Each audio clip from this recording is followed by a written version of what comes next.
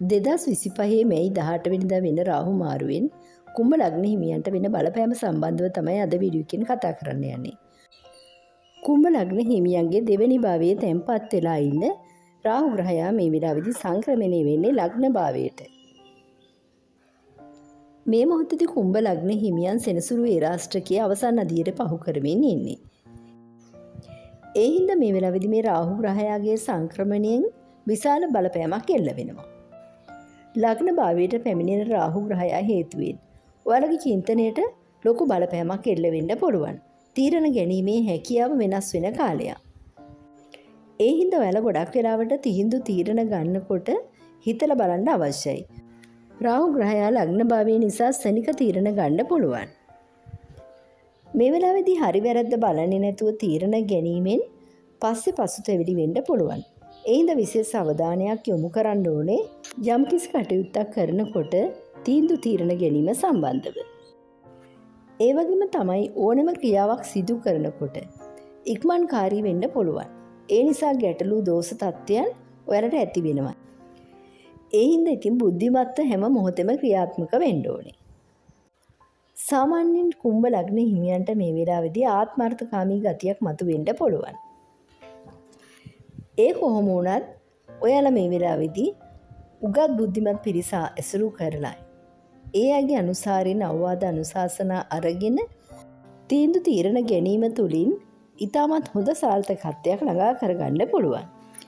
ව්‍යාපාර කරන හැමෝටම මේ වෙලාවේදී ජීවිතය සාර්ථක කරගන්න නම් තමුන්ට අවශ්‍ය සේවකයන් බඳවගෙන නිසි කළමනාකාරීත්වයෙන් යුතුව ක්‍රියාත්මක වෙන්න ඕනේ.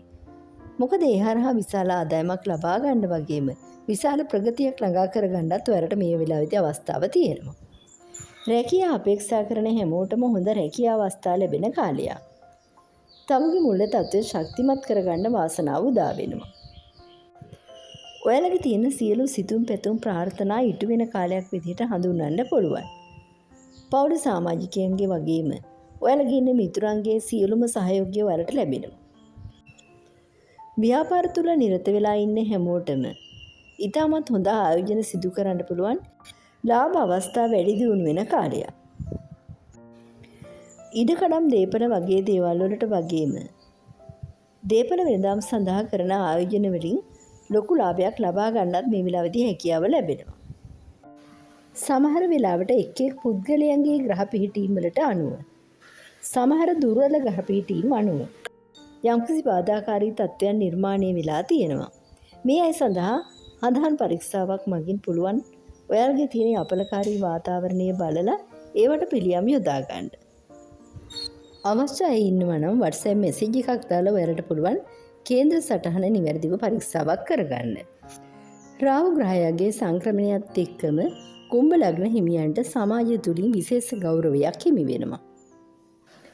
ඇත්තම මේ සාර්ථකත්වයේ හිමි වෙන්නේ කුම්භ ලග්න හිමියෙක් කියලා කියන්නේ සමාජය වෙනුවෙන් ගොඩාක් දුරට වැඩ කටයුතු කරන පුජ්‍යලීන්. සමස්තයක් විදිහට බැලුවොත් කුම්භ ලග්න හිමියන්ට රාහු මාරුවෙන් ඉතාමත් යහපත් කාලයක් ඉදිරියට උදා වෙනවා.